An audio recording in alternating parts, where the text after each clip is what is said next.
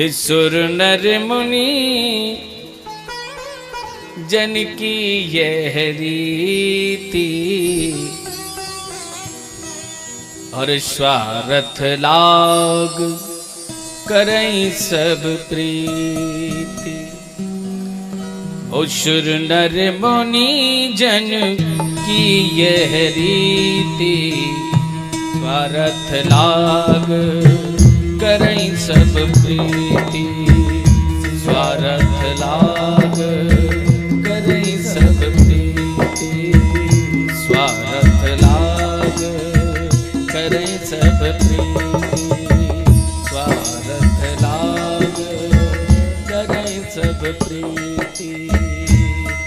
नर मुनि जन की यह रीति सुर नर मुनि जन की यह रीति स्वार्थ लाग करे सब प्रीति।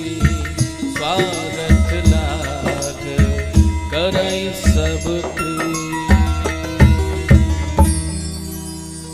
ये संसार का सिद्धांत है भैया। स्वार्थ नहीं तो नाते ही तोड़ देते हैं। जब तक स्वार्थ होता है तब तक नाता होता है, रिश्ता होता है। जब तक स्वार्थ है तब तक प्रीति है।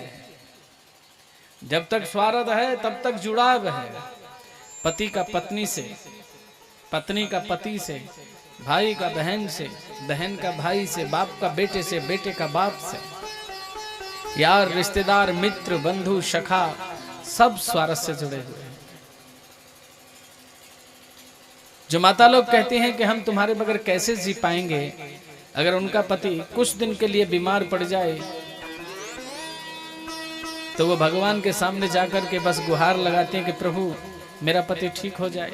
और फिर थोड़े दिन और बीमार पड़ गया तो फिर बस एक ही बात होती है, महाराज कह तो या ठीक कर दो, ना है तो राधे राधे। तो बीच में ना है, या तो इतके कर दो या उतके कर दो। पत्नी बीमार पड़ जाए तो पति भी महाराज पहले तो दिखाएगा, भराएगा, इधर उधर लेकर के जाएगा। लेकिन जब देखा कि तो ठीक होने का काम नहीं, रात दिन कष्ट में पड़ी रहती है, तब तो भगवान से गुहार करेगा, महाराज या तो इसे ठीक करो, नहीं तो इसे भेज दे। बोले राधे राधे कर दो। लेकिन बोले झंझट में पड़ना नहीं चाहते। किस झंझट में? बोले हमसे सेवा होने वाली नहीं किसी की। बेकाम का कर दो, या तो इधर कर दो या उधर कर दो, या तो इसे काम का बना दो, नहीं तो फिर इसे राधे राधे कर दो। फिर बताओ ना कैसी प्रीति है? या तो काम का बना दो, नहीं तो फिर राधे राधे कर दो। अरे खोटे सिक्के को तो महाराज बेदर्दी से फेंक दिया जाता है, उसमें कोई आसक्ति नहीं होती किसी की। बेकार की वस्तु को डस्टबिन में डाल दिया जाता है। नगर पालिका वाले आते हैं, भर के ले जाते हैं, ढेर पे जाके फेंक देते हैं, बोले जाओ। तो बेकार की वस्तु की इस संसार में कहां महाराज कद्र है? अब वो चाहे इंसान हो, चाहे आपका कोई भी वस्तु, गो गोचर, जहां तक आपकी दृष्टि जाती है, जो बेकार की वस्तु है उसे तो यूं ही महाराज उसमें किसी की कोई आसक्ति नहीं। स्वार्थ की वस्तु में आसक्ति होती है, कार की वस्तु में आसक्ति है, बेकार की में कोई आसक्ति नहीं। और हम लोग सब कुछ जानते हैं, लेकिन जब तक सत्य के आवरण में, उस एटमॉस्फेयर के अंदर बैठे रहते हैं, उस वातावरण में बैठे रहते हैं, तो हमें लगता है कि वास्तव में जिंदगी तो बेकार हो गई हमारी।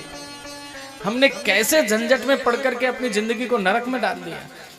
और जब यहां से निकल के जाएंगे तो फिर कहेंगे नहीं नहीं, मेरो बेटा, मेरे मैया, मेरो पति, मेरी पत्नी, मेरो भैया, मेरी बहन।